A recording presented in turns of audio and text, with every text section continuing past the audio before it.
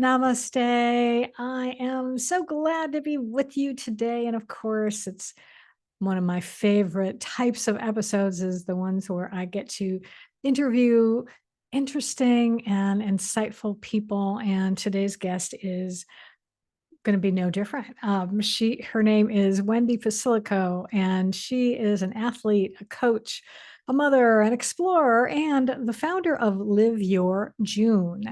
And after becoming a professional golfer in her 30s and a single mother through IVF in her 40s, her life went in a completely new direction, and she came to understand the importance of a flexible mindset. And now she's created a coaching program that she helps people with. And she really learned to embrace in transition and to trust her intuition in order to transform her life. And she wants to help you do the same. And I I love this topic because I love talking about intuition. It's so important. So I can't wait to dive right in. But first off, I want to officially welcome you, Wendy, to Live, Love, Engage. Thank you, Gloria. I'm so happy to be here. I'm excited to talk to your listeners and yourself and get to share whatever I can help in the journey of whoever's listening. So I'm excited. Sounds good. Sounds good. Well, I love to start off these interviews with getting a little bit of background on our guests and a little bit about your journey that got you where you are today. What was it that really prompted, this new direction that I mentioned in the bio? So I wonder if you would share a little bit about that and yeah, so we can get to know you a little bit more. Yeah, I mean, listen, I'm always been an athlete my entire life, and I come from a big Italian family from New York. I'm one of six in the middle, and sports was my thing, and I played in college, Division I lacrosse. And once college was done, I struggled in school, and I had my education degree, but I kind of got flat. So in my 20s, I couldn't I traveled, I got my master's. I did all the right things. It looked good on paper, but I just at 28, I was teaching in Harlem. I had my master's, and it just in my head was like, okay, is this it? Like, I just find a guy and get married and have kids. And so I think there was this flat moment in my late 20s that something was like, it was like confused. I was in a very flat state. Like, this is my life. And really what happened was I was on a spring break, and I went to visit my parents down in Florida, where you are as well, and I live here now. And my dad asked me to play golf, and I dabbled in golf, but I was like, all right, I'll go play. And that day, I hit some golf balls in front of my dad's friends. They were like, Joe, she's really good. And then I was playing on the course, and someone else said something, and my dad was like, why don't you give this a try? And that's the journey of in my 30s to play golf. Was a bizarre how I got there, but like there was just like this inner pulling that had never really happened in my life, or I never listened to it. And it was just like pulling me in a direction, and I had no clue. So that is really the transitions that the introduction talks about, is like walking in that place that makes no sense to go there, but something was pulling at me to do it. So that's Yeah, like I mean, kind of the start, basically. right. And I was going to say, you don't typically hear of people deciding to become a professional athlete in their 30s. That's usually No. well, I mean, golfing, of course, people kind of keep going for a while, but still, it's still not exactly um, something that you take up then.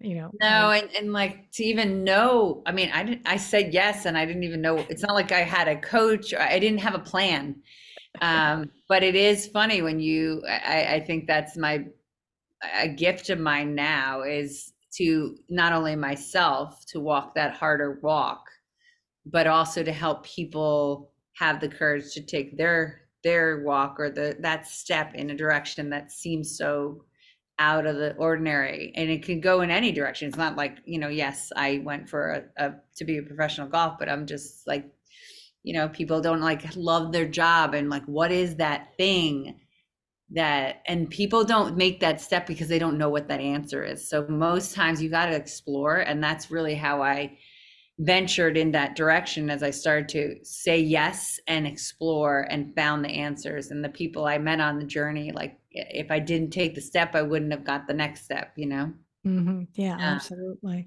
Um, what do you suppose made you say yes? Because I think a lot of times people are afraid to do that, and they might have that little inkling, but they're like, "Ah, I don't know, I'm probably not good enough or whatever." What do you think it was for you? we all have the chatter. We all have that voice is like, I'm not good enough. We all have that voice saying it's too late. We have that voice, we're too old. And I even had it at 28. Like, who do I have? How do I have the right to take up the sport at my age, not really playing it very much? But there is this other voice or this other instinct saying, I left a lot on the table in my younger years as an athlete, even playing Division One lacrosse. And I just wanted to see what I was capable of. And I think I just listened like I never had before, not knowing Mm, that there was this yearning, like I knew I had something else in me. Um, and I think we all have that voice. It's not just the loud voices, that limited thinking, that scared voice, the fear.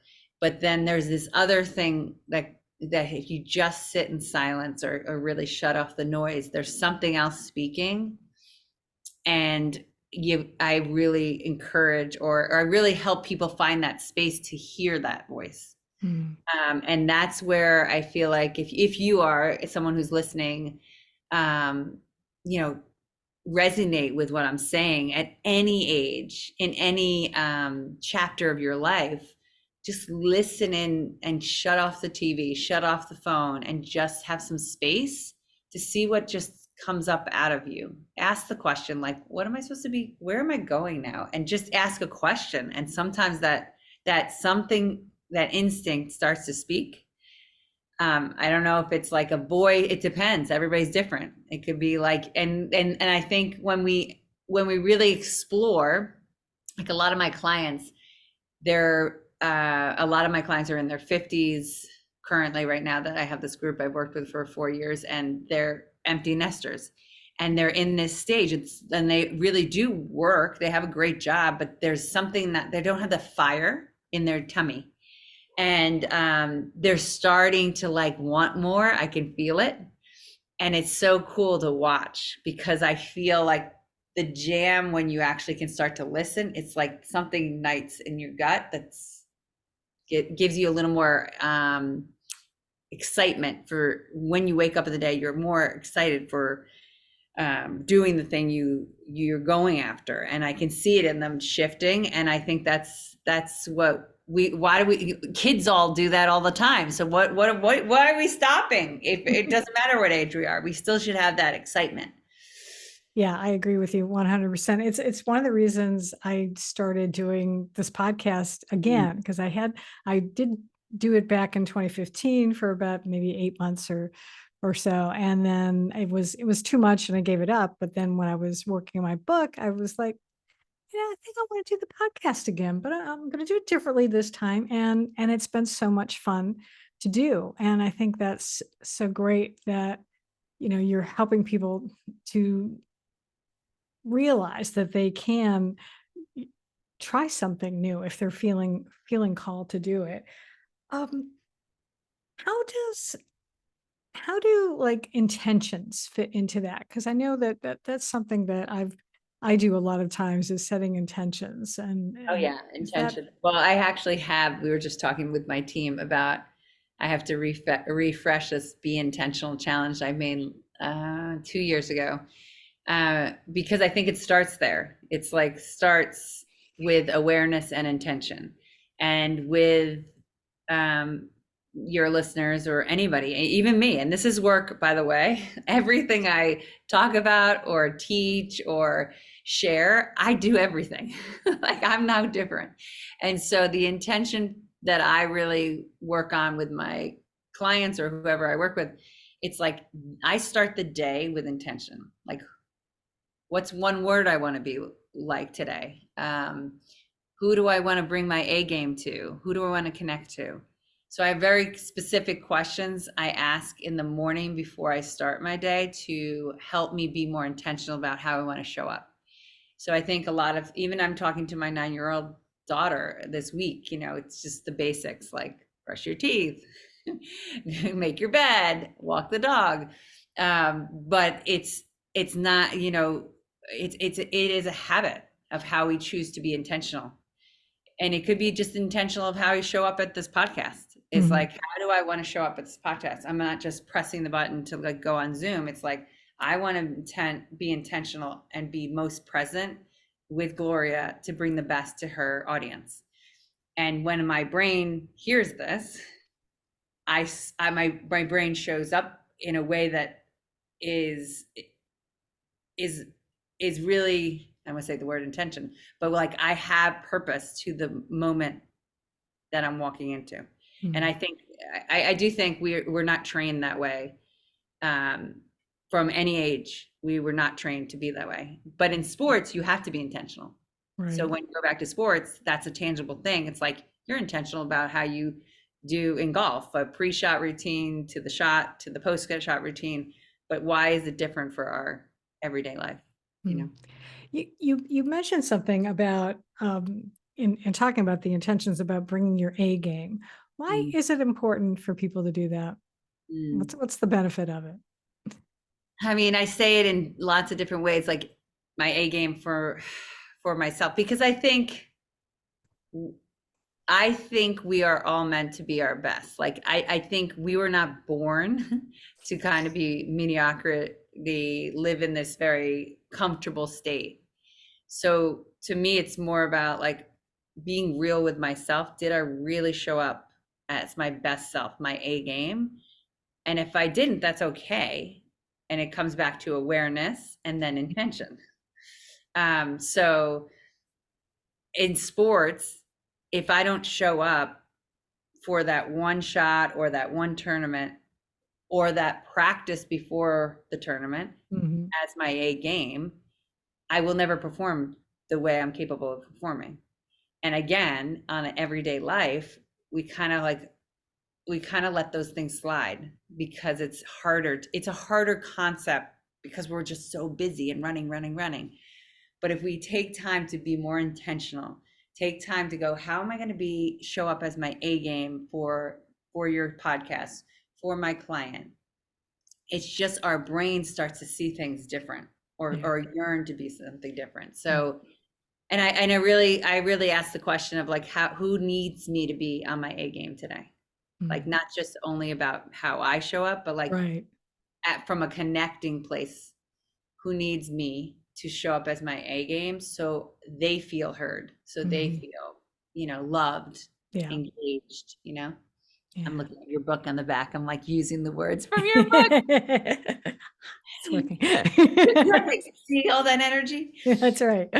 Um, well, this kind of ties into, I suspect, a little bit about what first intrigued me when I first learned about you, and I asked you about this. It was like, okay, why does your company name say "Live Your June"? What the heck does that mean? So I wonder if you could explain that to our audience. And that is exactly what I get. What the heck does that mean? Okay, so Live Your June is all about living into your own uniqueness. We all have a gift. And how I came up with this name is because my dad's name was Joseph Jr., and we used to call him the June. He passed 20 years ago. And he left his mark on me and so many. And he also was a pain in the butt at times, but that pain in the butt left a mark on me. Like he challenged me. So I always take that, his essence. I feel like he's still around me.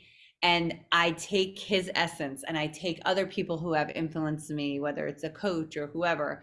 And I really am intentional about those people that have made their mark on me and make sure I use it into living my own unique self. So I leave my mark for future generations. And my daughter's name is Josie June after my grandpa, my dad. So it's all about living your June. And we all have our own June. So it's our responsibility to really embrace our uniqueness. And I really, I didn't have, this is my journey to learn that, because when I was early on, before my 30s, I was just doing what I was supposed to. I was going to college, I was going through the routine, and I really want to shift to my mission is really to wake people up earlier, to connecting to their June. Mm.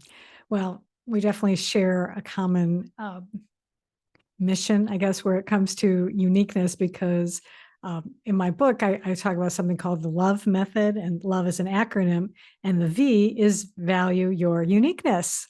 So Mhm. there you go. I'm right with you on that. I mean, we're all sharing the same thing in a different way, right? Absolutely. Yeah. And because different people resonate with different people. And so that's why and I would encourage you, anyone who's listening, and because I know sometimes you say, oh, well, this person's teaching this, and oh, who's going to listen to me?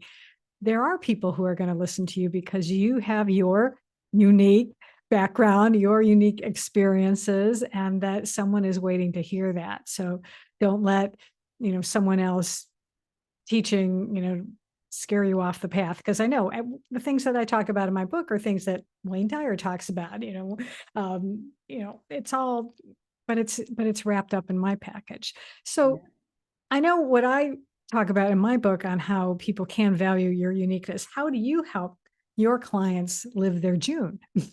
Yeah, so we're big into, the first part we do is help people connect to their ethos. So we really get clear on like what makes you tick, going back into their story. I think learning from your own journey, not so much, I don't have anybody's answer. I am just helping you unwind what you already know inside of you. And so we go back into, we ask really hard questions of like, what made you stand for something? When were you at your best? When did you feel most alive? And if you think of any kid, if you really look at children, we all had that in us. It's like somewhere we've lost our June, somewhere we lost that uniqueness, that connection of that knowing that only you know. And so it's really going back to your story to be like, oh, I did stand up there. Like, I didn't like that. Or I really was alive when I did this. I love this type of environment. So they start to like just explore like from their past, good and bad, like what do they start becoming aware of? Then really getting clear on their values, and what values still like resonate with them, and what values that they had taken on from someone else. And then also like getting clear on a personal philosophy, like their guiding principles, that compass. Because and I really get them to articulate it. We can all articulate what we do, but we have very hard time articulating who we are. And that is what we do. So basically it starts with the ethos, and the personal philosophy. It's a growing thing. It's like it's evolution. So when I started doing my personal philosophy, it's probably like 6 years ago. I've done this work for a very long time, but like really owning my personal philosophy, it's taken some time, and I still don't know if it is have I nailed it yet. No, but I know that like when I say it, I get excited. Mm, So my personal philosophy is, disrupt your norm and instigate your soul, as in me, so I can be my best self to help others do the same. mm, So when I say that, like I get like I love being on podcasts, because I feel these stories or what we're saying from your book. I keep looking at your book in the back. It's just, we don't know who we're connecting with and what that can stir up in someone. And then I think when we really get clear on that, the right things come to us. And so it's ethos, and then we really get clear on a declaration. So less of like, the New Year's coming right now, 2023. Yeah, we can do a New Year's resolution, but I'm more big like to stretch the thinking beyond. We're not taught to think like that, and to think almost a little scary 10 years out, and then go backwards. and sometimes we don't know what that is. Even if we say like I want to be the best parent or the best, what does that look like? Because then you can be really authentic of intention, a game, back to that. So ethos is everything. It, now, correct me if I'm wrong here, but it also seems to me a little bit about like when you're talking about your philosophy, it's a little bit about like why you're doing what it is that you're doing. Does that apply? Yeah, I Would mean, that you what have you'd to say? have an intrinsic, right? Yeah. Like, so it's a connection of the why, but also who you are. Mm, So I think it's a combination of, I think if you do the why and don't remember who you are, it's harder to make decisions. yeah. When you get your philosophy and you have that why, it's like, does this, okay, let's just think tomorrow someone says, hey, let's go to a party, and I've got a big project to do the next day. Well, those decisions are much easier when I start to say, oh, this is what I'm doing. Mm, So it's like it's just you start to make decisions socially, personally, work wise, because you're so aligned with who you want to be and who you are already, but like you're very intentional about the kind of person you want to be. yeah, absolutely. It- What was a defining moment in your life Mm. that maybe changed your way of being? I mean, I've done a lot of writing on my own story. There's so many, but I would say when I had my brother had a baby and his daughter was 5 weeks old and she was diagnosed with cancer. I was 40. I wanted to have 6 kids. I was still single. And his baby at 5 weeks old was diagnosed with cancer. And I was the only single person at the age. Everybody else had babies and were married, and I was still playing golf or teaching at the time. And I was there supporting him and his wife during this horrible moment. I remember holding the baby, baby Whitney, and she was 5 weeks old. They just took her kidney out, and she got the rarest disease, cancer, diagnosed. And I remember looking and going, "What? This baby is fighting for her life." And I'm like, "What am I waiting for? Why am I waiting? Like life, like what am I doing?" And it was like that moment.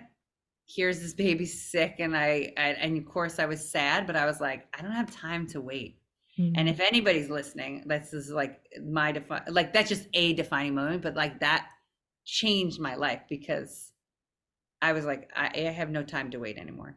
And I was told by the top doctor in Cornell that maybe I should use an egg donor during the IVF process. I didn't have a husband, and I didn't listen to him, and I went again with my instinct, and I had my daughter Christmas Day 10 years ago this year.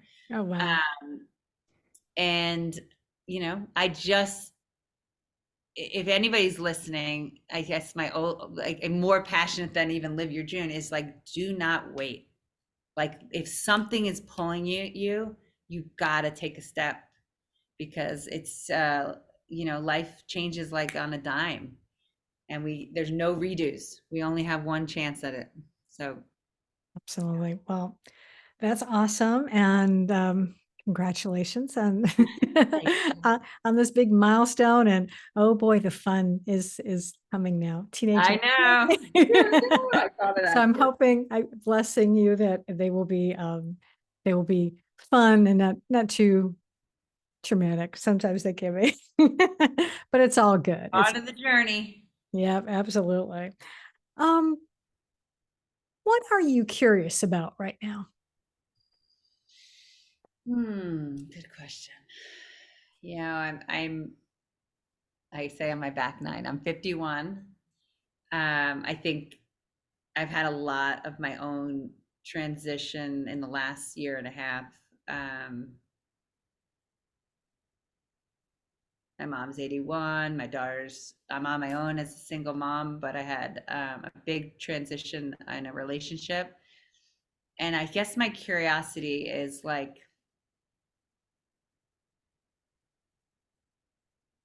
Such a like,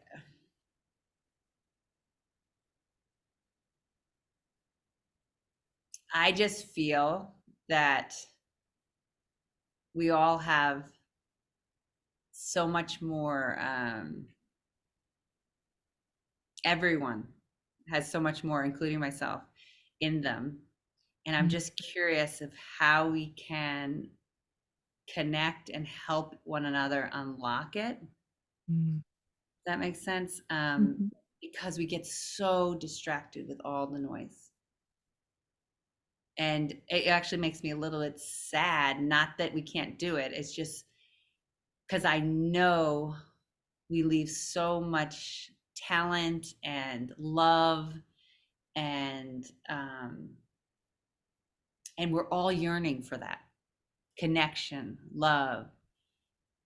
And I think if we could, my curiosity is like, how do we keep embracing that to bring that up, bring that simplicity of life to the forefront of intention and like mm. it's like you don't have to make it so difficult, if that makes sense. Like Yeah. people just want to be heard, and how do I help that more from a depth of a simplicity but depth. Mhm. Yeah, 'cause, we never know when our time is up here, so we tend to waste so much time on just trivial things instead of taking the time to do what, brings us our joy, to live our June, and to really help to be a light in the world, so, Yeah, and I yeah. think just saying that conversation, I'll just say one more thing is, you know, if we can just in help young people embrace, like I have such, I don't know if it's curiosity, but I have such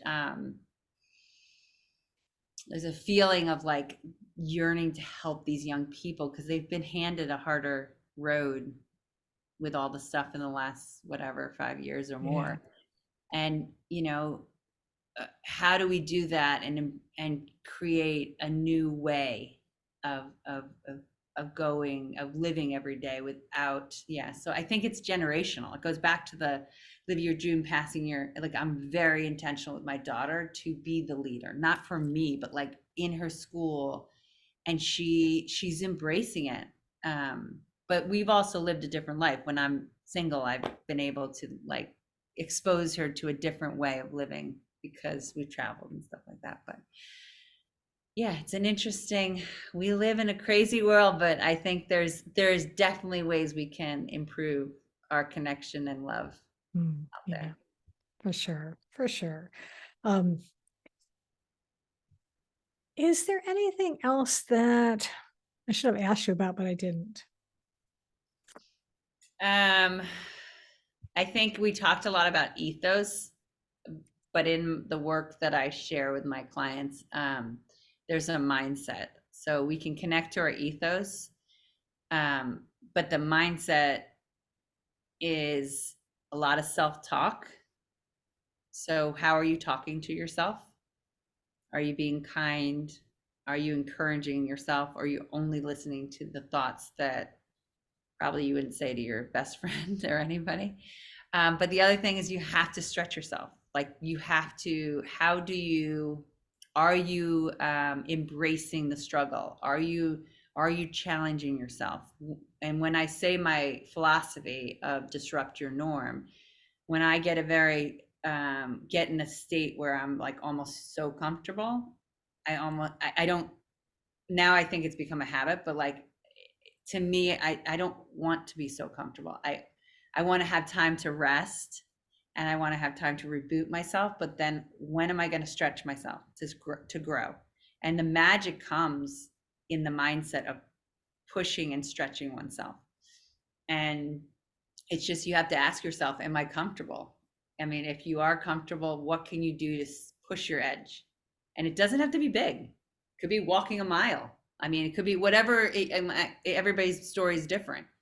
But I think mindset is key. And then the last thing, I'm really a big into stillness. So stillness is, I call it being, but like it's really being quiet and just listening what comes up. And we're not, though I would say mindset all of this stuff, we're not taught that early on. So I think it's we're getting there. There's awareness. We're getting there. The Great. right people are sharing, and from an authentic place. But mindset is key, and it's work. It doesn't. Mm. This is not easy work. That's true, and I do love that you mentioned also the importance of being still. I love the phrase "be still and know," because Mhm. you can't even begin to listen to your intuition when your mind is going mile a minute and you're distracted by everything. But if you can just take just even a few minutes out of your day to just be quiet, it's amazing what can come up. Mhm. And so, yeah, I appreciate that sharing that with us today. Um, oh, I know what I wanted to ask you. Very important question. So, if someone listening to us talking today would like to be able to find out more about you, and if I could keep my Siamese cat from meowing, would be so Yeah, nice. He's pestering me, trying to ignore yeah. him. I mean, Yeah, how can people contact you and learn more about the yeah, work that you're doing? I'm on Instagram. Live Your June is my handle. You could email me at Wendy at Live Your June. Um, that's really the easiest way to do to reach out to me. I'm totally open to connecting with anybody that something resonated, or you're curious about something. But I also am starting a podcast myself coming up. Hey. It's I'm not sure of the title yet, but it's something to do with June for sure, about the journey. And then yeah, and then we do courses every so often, but just reach out, and if you're curious, we can let you know what's going on coming the new year. About we have an ethos course that's coming up, and we have a be intentional. But yeah, I just that's it. Wendy at Live Your June and Instagram. Those are the two. All right, excellent. I will have all of that information in the show notes for those of you listening and also for those of you watching on YouTube as well. I'll see if I can put that in the description. And uh, this has been a lovely conversation, which I had a feeling. I had a Yeah. feeling it was going to be that was my intuition that we were going to have a good discussion.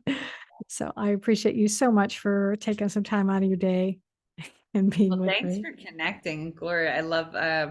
I'm gonna go get her book because the words just keep reaching out to me every time I'm looking at her. Like, live, love, engage. That's So true. right. Very So good. true. Absolutely. Cool. All Well, right. cool. I look Well, forward thank to it. you. Thanks so much for having me. All right. And I also want to thank all of you for listening and for watching. And I do appreciate you all so much as well. And make sure if you did receive value out of this today, let me know. You could reach out to me. I'm on Instagram too at Gloria Grace Brand. I had a live, love, engage one, but it didn't. I think it got hacked. So, so I'm not going there anymore. You didn't need it. Um, yeah. And yeah, or comment on YouTube. Same thing at Gloria Grace Brand. And until next time, as always, I encourage you to go out and live fully, love deeply, and engage authentically.